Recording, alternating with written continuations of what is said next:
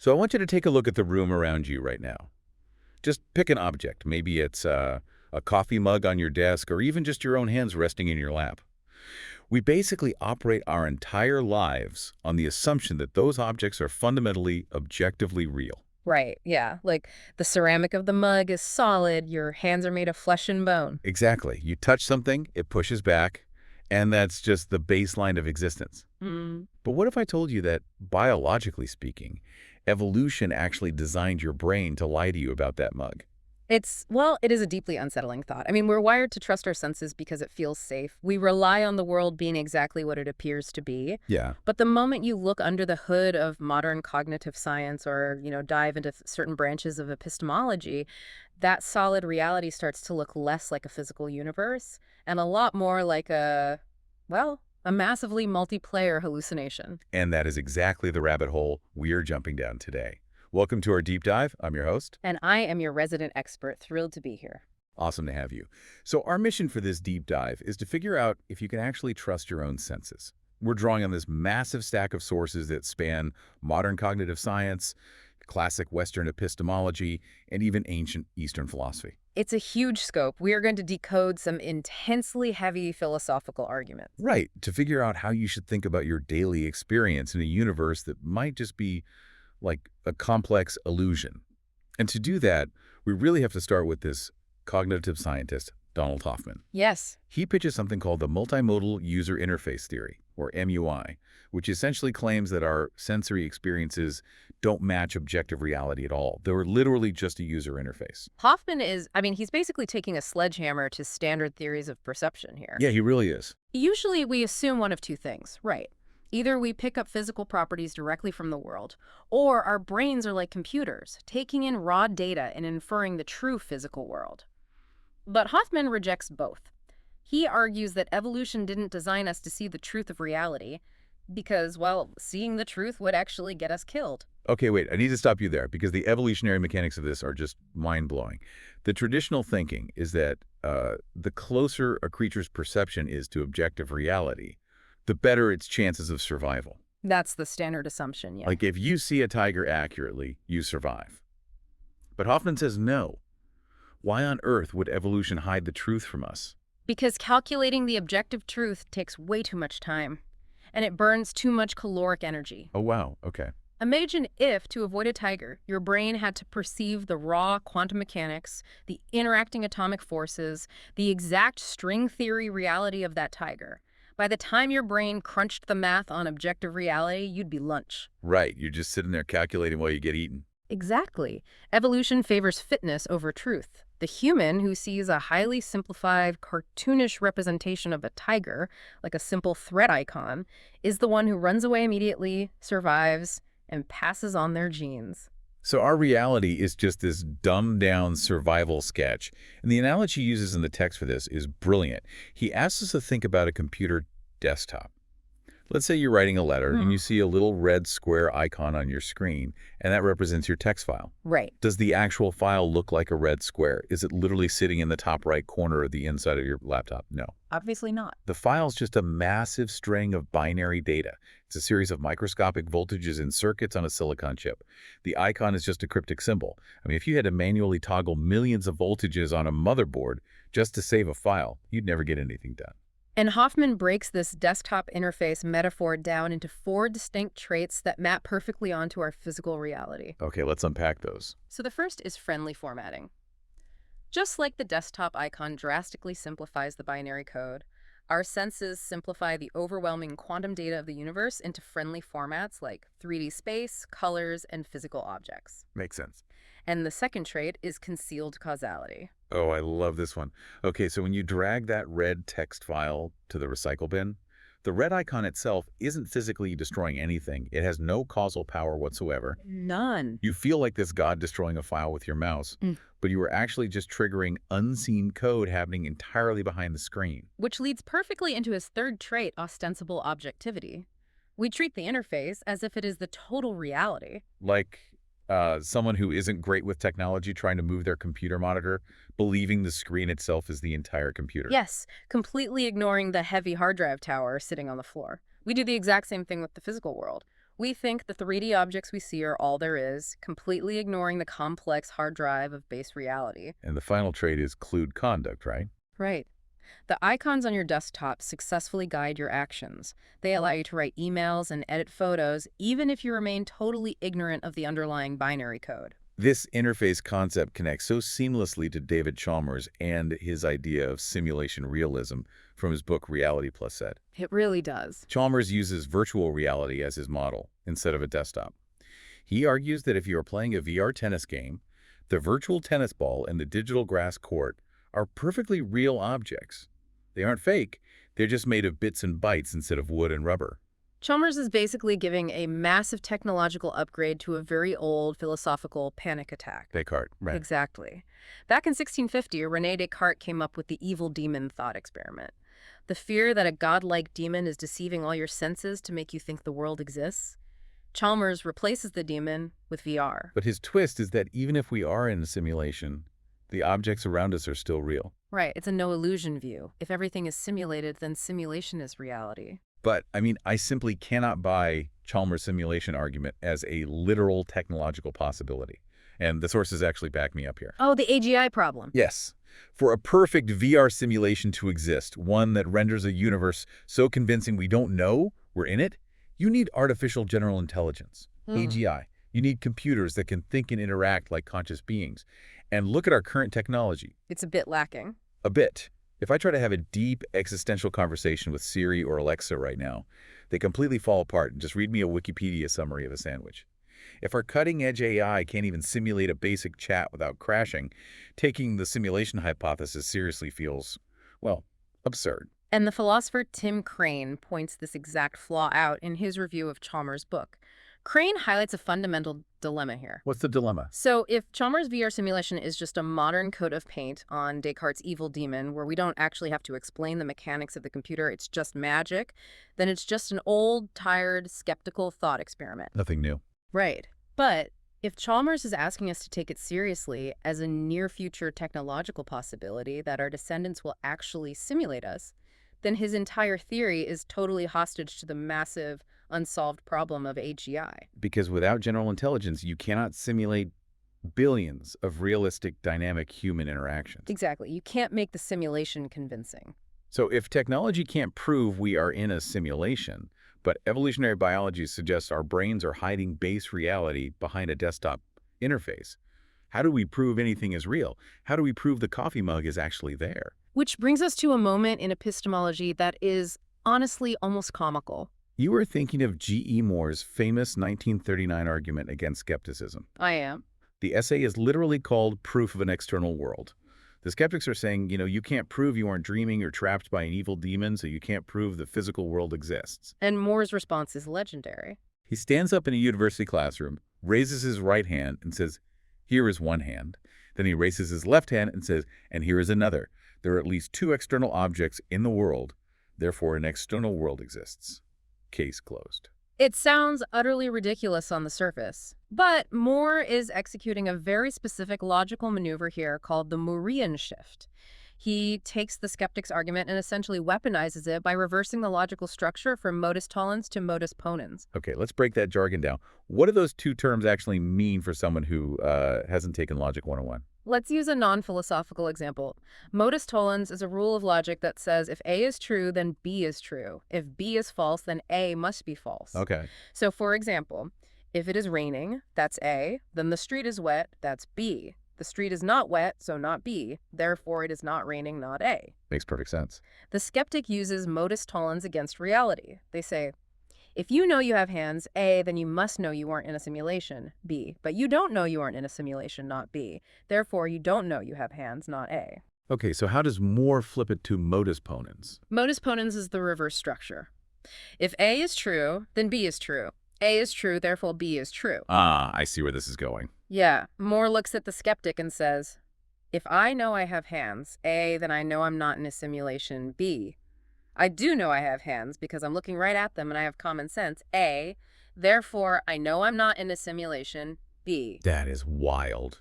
The philosopher Fred Dretske described this perfectly. He said, one man's modus tollens is another man's modus ponens. Moore basically claims we have infinitely more reason to trust the immediate, obvious sight of our own hands than some strange, convoluted, skeptical argument about demons. But wait, Moore's logic is totally broken here.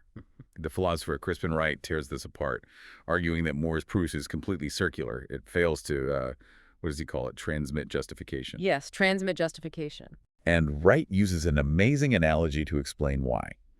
Imagine you are looking at a girl across a room, and you want to prove to me that she is not a woman named Jocelyn. Your argument is, this girl looks exactly like Jessica. Therefore, this girl is not Jocelyn. But the trap is that Jessica and Jocelyn are identical twins. Yes. If your only evidence that the girl is Jessica is what she looks like, that visual evidence only works if you already know she isn't Jocelyn.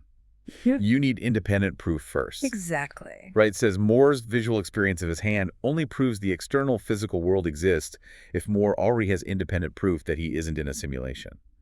Without that prior proof, his eyes just can't be trusted. It's a brutal critique, though philosophers like James Pryor do jump in to defend Moore using something called perceptual dogmatism. Perceptual dogmatism. Yeah, Pryor argues that your direct sensory experience gives you immediate justification to believe something. You don't need to solve the mysteries of the universe before you trust your eyes. Your visual experience of a hand is enough to justify believing in the hand, even if you are occasionally wrong. This whole back and forth feels so reminiscent of Immanuel Kant's absolute panic over being associated with George Berkeley. It is the exact same anxiety. Berkeley was an idealist who believed that physical matter doesn't exist at all. His famous phrase was, esse est percipi, is to be perceived. So if a tree falls in the woods and no human is around to hear it, it doesn't make a sound. Right. In fact, there is no tree unless God happens to be perceiving it. Everything is just an idea in a mind. And Kant absolutely hated this. He wanted actual objects. Yes, he wanted to secure the existence of physical objects, the things in themselves. But critics at the time, like Feder and Garve, accused Kant of basically being Berkeley in disguise. They argued that Kant's philosophy reduced physical bodies to mere collections of mental representations in our heads. And this Kantian headache is exactly why I want to aggressively question Moore's hand trick. Let's combine Moore with Chalmers' VR headset. Oh, this is a great thought experiment. If you are strapped into a VR rig and you look down at your digital polygonal rendering of a hand and you say, here's a hand, therefore the physical world exists, you haven't proved anything about the objective physical world. Nope, not a thing. You've just proved that the VR software is successfully rendering a hand on your screen. Moore is just begging the question. And that frustration you're feeling is exactly what made philosophers like Ludwig Wittgenstein obsessed with Moore's claim. Wittgenstein spent the last 6 weeks of his life writing about this. Really? The last 6 weeks? Yeah.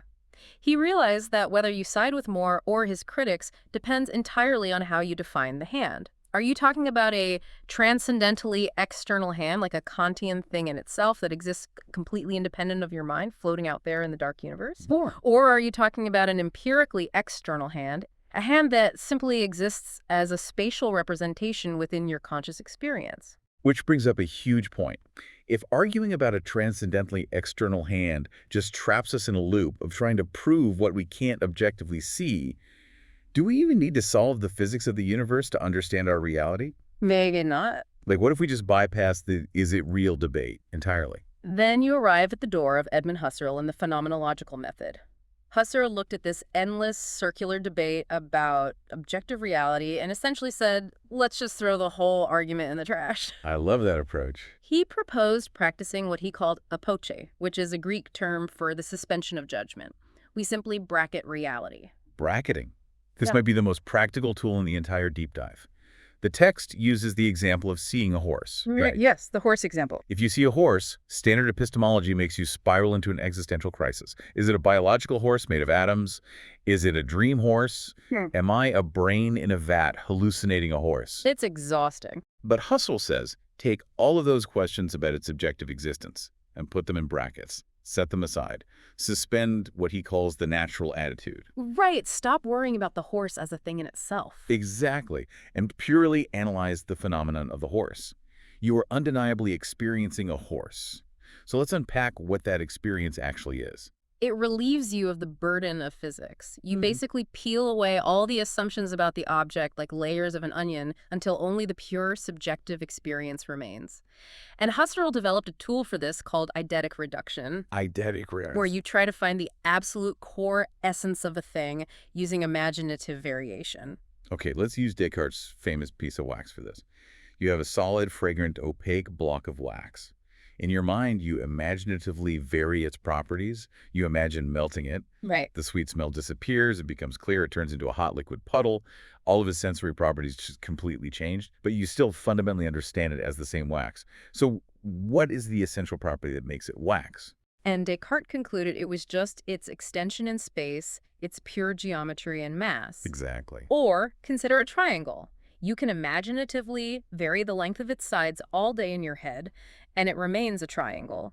The lengths don't matter. But the moment you mentally add a fourth side, the definition It's shatters. no longer a triangle. Right. That proves that having three sides is the absolute essence of a triangle. It actually reminds me of a video game tester pushing the limits of a game's physics engine. Oh, that's a good comparison. When you're playtesting a game, you don't waste time asking if the digital city you are in is real reality. You are just throwing your digital character against a wall, jumping off buildings, stretching the rules to see where the code breaks. You're finding the limits of the system. Right. You mentally change the properties of the system to find the absolute core logic of how the game functions. You are mapping the essence of the experience. And when you map that concept onto modern psychology, phenomenological bracketing becomes incredibly powerful. Look at Carl Rogers and person-centered psychotherapy. Wow. Rogers built his entire approach on what he called the phenomenal field. If a client comes into therapy terrified of something, the therapist doesn't necessarily need to investigate the objective, cold facts of the event. They don't need to play detective. Exactly. The therapist cares about the client's subjective meaning-making. How did they experience it? By bracketing objective reality, we can focus entirely on human empathy. That's fascinating. It completely bypasses the problem of qualia, the subjective, unprovable personal experience of the redness of an apple or the pain of a memory. You don't need to solve the fundamental physics of the universe to validate human experience. Your truth is the phenomenon.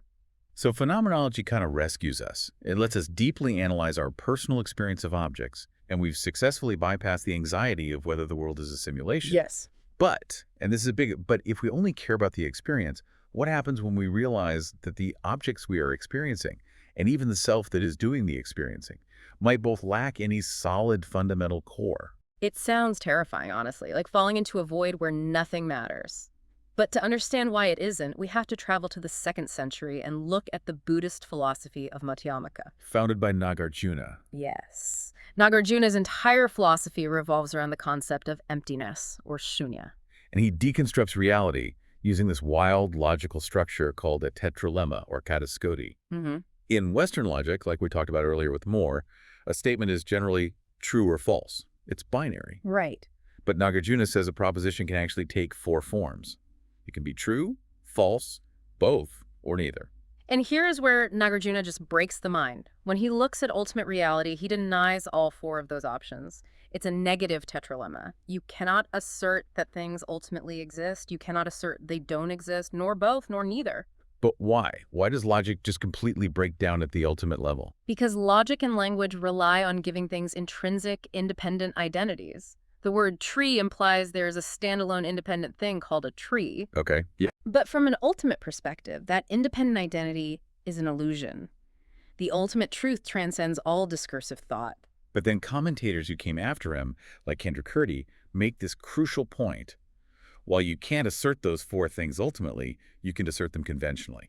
And that distinction between ultimate and conventional truth is the key to everything Nagarjuna teaches. When he says everything is empty, he absolutely does not mean everything is non-existent. It's not nihilism. Emptiness is not nihilism. He means everything exists interdependently, without an intrinsic, standalone essence. A tree is just a temporary combination of soil, sunlight, water, and time. Take those away, and there's no tree essence left over. Kendra Curdy has this fantastic analogy to explain this so we don't fall into the trap of nihilism. He says, imagine a shopkeeper who tells you he has nothing to sell. Right. You can't walk into the shop, hand him a coin, and ask to buy a little bit of that nothing. Emptiness isn't a substance. No, it's not. It isn't the dark, mysterious, new base reality that hides behind our world. It is literally just the lack of intrinsic nature. It is the absence of independent existence. Nothing more. Wait, I need to wrap my head around this. If everything is empty, if nothing has a core essence, isn't emptiness itself just the new objective reality? Yee. Isn't emptiness the base code of the simulation we were looking for at the very beginning of the deep dive? That is the ultimate trap, and avoiding it is the crux of Nagarjuna's philosophy, which is known as the middle way. Okay, the middle way. If you treat emptiness as the ultimate solid reality, if you think emptiness is the canvas and everyday objects are just fake illusions painted on it, you've missed the point entirely. The middle way recognizes that emptiness itself is just a dependent designation. Emptiness is empty too. My brain just melted slightly. Emptiness is empty. Yes, the ultimate truth is that there is no ultimate truth. There is no foundation. Everything relies on everything else endlessly. Wow. And because of that, conventional existence, the everyday world of cause and effect, the coffee mug on your desk, the people you love, the pain you feel is real existence. It's the only kind of existence there is. That completely flips the script. Yeah. Let's bring this entire journey full circle. We started with Donald Hoffman's MUI theory, this idea that the things around you are just a set of desktop icons designed by evolution to hide a deeper, incomprehensible quantum reality so you can survive. Right. And then we tried to smash that idea with G.E. Moore holding up his hands, demanding we trust our common sense. Then we sidestepped the whole messy debate with Husserl's phenomenology, realizing we can just bracket the external world and find meaning by deeply analyzing the experience itself. And finally, Finally, Nagarjuna taught us that the lack of a base reality isn't a terrifying glitch in the universe. It's the very feature that allows existence to happen. we moved from fearing that reality is a cheap simulation to realizing that the interdependent, groundless nature of reality is exactly what gives your life meaning. And if you're wondering how this actually impacts your day-to-day life, the takeaway is incredibly liberating. You don't need to feel overwhelmed or panicked by the idea that you might be living in a simulation or navigating a biological user interface. No, not at all. Because everything is interdependent. Your conventional life, your daily struggles, your joys, your relationships. These is the only reality that actually matters. You don't need to discover some hidden transcendent thing in itself to validate your life. The conventional world, with all its messy, interdependent parts, is the real world. But I want to leave you with one final provocative thought to mull over today as you look at the objects around you. We talked about how human evolution designed our sensory interface specifically to hide the overwhelming data of reality for our survival, giving us those colorful, friendly desktop icons instead of pure, raw physics. Right. Well, what is going to happen as we continue to rapidly develop brain-computer interfaces? I mean, we are actively building technologies right now to wire our neural pathways directly to machines and massive data networks. So when we finally plug directly into that data stream, will it create an interface of an interface, pushing us one step further away from the truth into a nested, inescapable simulation? Right. Or will wiring our brains to machines finally allow us to bypass our biological desktop icons, shatter the evolutionary illusion, and glimpse the raw, unedited data of the universe? Next time you look down at your hands or touch the solid wood of your desk, ask yourself, are you looking at reality, or are you just staring at the icon?